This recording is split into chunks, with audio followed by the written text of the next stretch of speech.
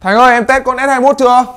Em test rồi, sáng nay em vừa chơi mấy game với cả các thứ xong. Thế à, cho anh lên video này đi, cho anh mượn đi. Anh cấp công chú xíu. Đây. Đây, máy đây à? Ngon không? Mới đi công tác về chả biết gì. Sao lại ăn mặc thế này anh? Sao? Có lạnh đâu, Hà Nội ấm lên rồi. Ấm lên mới test game được. Không được. Anh làm thế mất quan điểm. Mặc vest vào. Exynos 2100 bây giờ nó ngon rồi nhá. Thế á? Thế là anh em fan hâm mộ của Samsung dùng Exynos mặc vest vào luôn. Oh my god. Wow. Lên đời rồi. Đánh giá chi tiết Exynos 2100. Bắt đầu. Vậy thì khả năng chơi game cũng như là khả năng sử dụng cơ bản hàng ngày của chiếc điện thoại này ra sao? Chúng ta hãy cùng làm rõ trong video đánh giá nhanh, đánh giá sớm về sản phẩm là S21 Plus kèm theo con chip là Exynos 2100. Hiện tại thì ở Di động Việt chúng ta sẽ có thể được đặt trước những cái sản phẩm Samsung Galaxy S21 Plus và Samsung Galaxy S21 Ultra và đều có 5G các bạn nhé. Chúng ta sẽ có chương trình đặt trước đến ngày 23 tháng 1 cơ, nên các bạn đừng quên truy cập đường link bán hàng của Di động Việt, mình sẽ để ở trong phần mô tả. Chúng ta vẫn sẽ có đó là cái bộ quà trị giá đến 7,5 triệu và các bạn có thể hoàn tiền thêm là 2 triệu đồng nữa cơ. Và tất nhiên là ở Di động Việt các bạn vẫn sẽ có nhận trả góp lãi suất 0% và kèm theo đó là trade-in thu cũ lên đời. Thì tất cả đường link đến Di động Việt mình sẽ để trong phần mô tả. Tại sao mình lại gọi đây là bài đánh giá sớm? Bởi vì rõ ràng là trong những thời điểm đầu ra mắt thì những sản phẩm điện thoại đến từ Samsung hay bất kỳ sản phẩm nào đi thì cũng đều có một hiện tượng đó là chưa tối ưu. Chưa tối ưu như nào thì trong số InfoLab gần nhất mình và Thành sẽ cùng giải thích cho các bạn. Tuy nhiên ở thời điểm hiện tại thì mình sẽ gọi nó là đánh giá sớm chứ không phải là đánh giá nhanh, bởi vì bọn mình đã đánh giá rất chi tiết về khả năng hiệu năng của chiếc điện thoại này rồi, không thể gọi là nhanh được. Mà sớm là bởi vì chúng ta sẽ còn những bài đánh giá sâu hơn về sau này khi mà chiếc điện thoại đã được tối ưu hoàn toàn. Tuy nhiên khả năng tối ưu của nó ở thời điểm hiện tại cũng như là hiệu năng của nó là như thế nào chúng ta cũng vẫn phải làm rõ, bởi vì chúng ta cần phải biết rằng nếu các bạn mua chiếc máy này về trong thời điểm này, thời điểm nó mới ra mắt, thì trải nghiệm về hiệu năng của nó là tốt đến như thế nào. Không phải nói về những thông số nữa, các bạn có thể nhìn thấy rõ trên màn hình những cái thông số về cấu hình của chiếc điện thoại này mình đang cầm trên tay. Mình có chấm qua AnTuTu Benchmark thì chúng ta sẽ có mức điểm khá cao là 650.000 điểm. Với một cái điểm GPU của chúng ta sẽ là 273.000 điểm và điểm CPU sẽ là 182.872 điểm. Cái con số này thì nó sẽ tương đồng với những sản phẩm Snapdragon 888, ví dụ như là chiếc điện thoại Xiaomi Mi 11 của mình cũng đã chấm lần trước rồi. Hôm trước khi mà Thành có làm cái bài đánh giá chi tiết về cái hiệu năng của con chip Exynos 1080 ở trên chiếc Vivo X60 Pro 5G ấy, thì nhiều bạn có bảo là mấy ông này chip thủ chỉ thiên về điểm thôi chứ còn chơi thực tế thì chẳng ra sao. Thì thực tế ra sao thì mình sẽ cùng với các bạn đi ngay sau đây. Thì đầu tiên về cái khả năng trải nghiệm cơ bản thì mình đã có test cái khả năng truy xuất của các app, các bạn có thể thấy ở đây. Với những cái app các bạn sử dụng cơ bản nhất như là Facebook, Messenger, Instagram, YouTube, Zalo, Chrome, TikTok và camera. Ngày hôm nay mình test cực kỳ nhiều luôn, mình test đến 8 tựa app các bạn ạ. Và chúng ta sẽ có cái tốc độ truy xuất trung bình của 8 app này sau 3 lần bọn mình đo và chia trung bình là 0,95 giây. Một tốc độ rất nhanh ở thời điểm hiện tại. Và có lẽ là đối thủ duy nhất của nó ở thời điểm hiện tại chỉ là cái chiếc iPhone 12 Pro Max mà thôi. Cũng là một cái tốc độ là dưới 1 giây. Và cái khả năng đa nhiệm của nó cũng là khá tốt. Khi mà mình có mở 8 app này kèm theo 3 tựa game nặng nữa là Call of Duty, PUBG Mobile và Liên minh tốc chiến thì không có tựa app nào phải lốt lại cả. Cái cảm nhận này đối với mình so với cái lần đầu tiên mình cầm chiếc máy này trên tay là khá tương đồng với nhau. Lúc mình cầm chiếc máy này lên và cả anh Vinh vật vờ nữa thì hai anh em mình có nhắn tin cho nhau bảo là sướng quá anh ạ, quá mướt. Và đến thời điểm hiện tại khi bọn mình test hiệu năng, test những cái app cơ bản, tốc độ truy xuất thì mọi thứ vẫn rất trơn tru và mượt mà. Không biết trong tương lai như thế nào, nhưng ở thời điểm hiện tại với cái sự tối ưu như thế này thì rõ ràng đây là một trong chiếc máy không có đối thủ nếu các bạn sử dụng cơ bản. Vậy thì chúng ta cùng chuyển đến những cái tác vụ nặng hơn. Thì ngày hôm nay mình có test 3 game dành cho các bạn, đó là tựa game PUBG Mobile, tựa game Genshin Impact và cuối cùng đó là Liên minh tốc chiến. Trong tựa game đầu tiên đó là tựa game PUBG Mobile thì mình khuyến cáo là hiện tại chúng ta chưa được tối ưu, thế nên các bạn sẽ chỉ dừng ở chế độ khung hình là 60 FPS kèm theo cái cấu hình là smooth mượt mà thôi. Thì các bạn đều có thể thấy rằng trong quá trình mình chơi tựa game này thì mọi thứ diễn ra rất mượt mà. Ở trong thời điểm đầu tiên thì nó sẽ đôi khi giật xuống còn dưới 50 FPS, nhưng mà đây là cái lúc mình nhảy dù thế nên chẳng nói làm gì. Còn trong toàn bộ quá trình mình chơi từ khi mà mình chạy ngoài đồng cho đến khi mà mình lái xe hay là mình có nhặt đồ hoặc là giao tranh thì nó sẽ không hiện tượng giật các bạn nhé. Nó sẽ có drop khoảng 2 FPS nhưng mà 2 FPS không tính là giật. Và ở trong những cái thời điểm cuối cùng ở khoảng phút thứ 17 thì khi cái vòng bo đã bắt đầu thu nhỏ lại rồi thì mọi người bắt đầu đi vào bo, và mình cũng có dùng xe buggy để đâm thẳng vào bo ấy, thì các bạn đều có thể thấy rằng cái tốc độ khung hình của chúng ta sẽ bị giật một xíu. Nó sẽ giật xuống là khoảng 55 FPS, nhưng mà mình thấy rằng trong quá trình mình chơi thì cái hiện tượng giật này nó chỉ gọi là khựng nhẹ một xíu thôi, chứ nó không có hiện tượng là bị giật khó chịu khi chơi.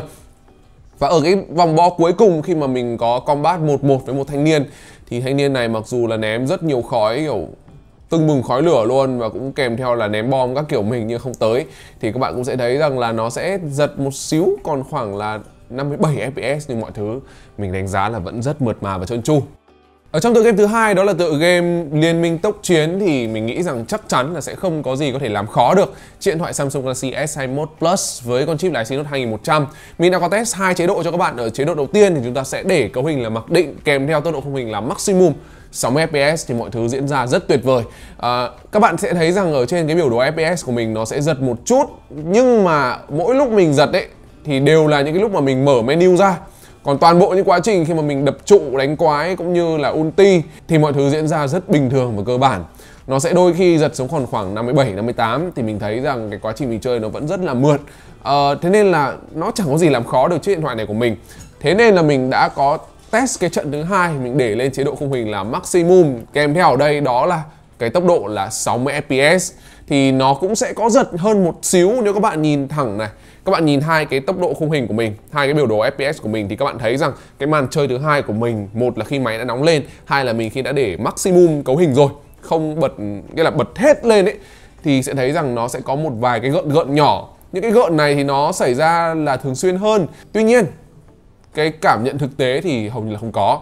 Bởi vì đấy, các bạn thấy đây, đa phần là khi mình đánh nhau cũng như là mình đập trụ hoặc là đánh nhà cuối thì hầu như là cũng không có cái điều gì xảy ra khó chịu cả. Bởi vì hai cái tựa game PUBG Mobile hay là tựa game Liên minh tốc chiến thì mình tin rằng nó không thể nào làm khó được con chip này. Thế nên là mình đã mang vào đây một tựa game rất sát cấu hình và mình rất ít khi test, đó chính là Genshin Impact.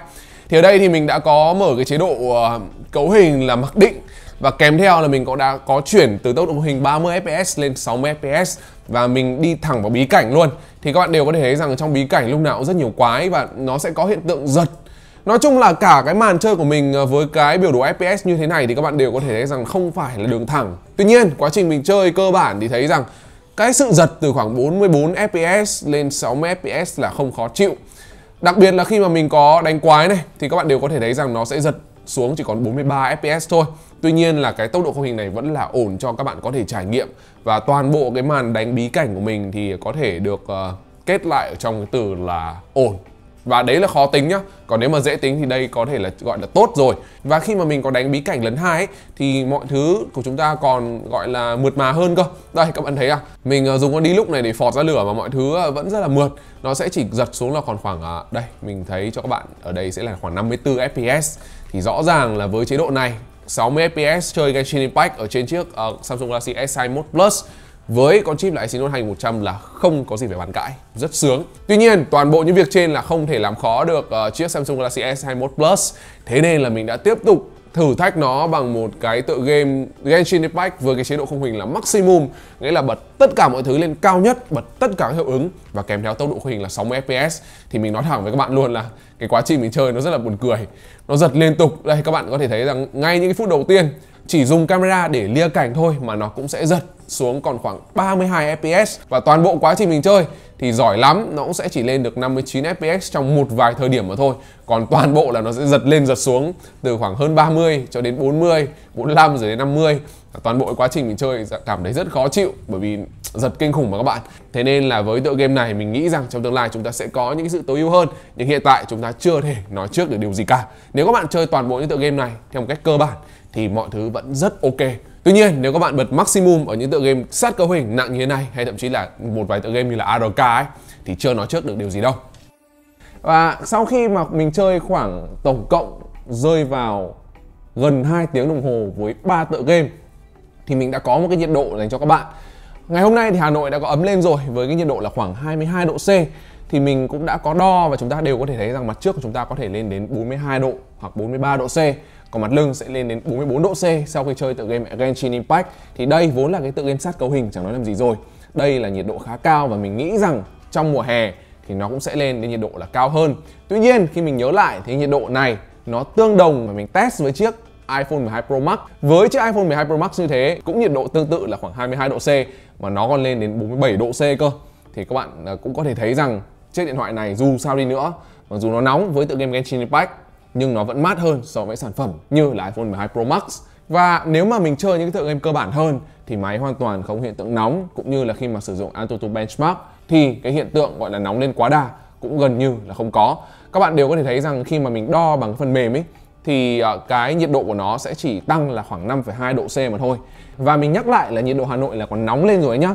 Còn hôm trước khi mà dùng cái chiếc Xiaomi 11 với Snapdragon 888 nó còn lên đến 47 độ C cơ, tăng tổng cộng là 17 độ C kể từ lúc test. Thì đây rõ ràng là một nhiệt độ rất tốt ở thời điểm hiện tại theo mình đánh giá.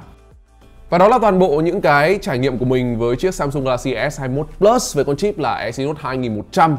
Và đây là một trong chiếc điện thoại mình tin rằng nó sẽ làm mưa làm gió trong cái mảng cấu hình của chúng ta trong thời gian tương lai. Và với sản phẩm này thì các bạn đừng quên truy cập vào đường link bán hàng của Di động Việt. Ở đây chúng ta sẽ nhận được rất là nhiều hậu mãi, chương trình tặng quà kèm đến 7,5 triệu và chúng ta sẽ có thể hoàn tiền đến 2 triệu cơ. Thì tất cả đường link đến Di động Việt mình sẽ để trong phần mô tả. Đừng quên để lại ý kiến comment phía bên dưới. Mình rất mong sẽ nhận được ý kiến đóng góp từ các bạn. Còn bây giờ xin chào và hẹn gặp lại.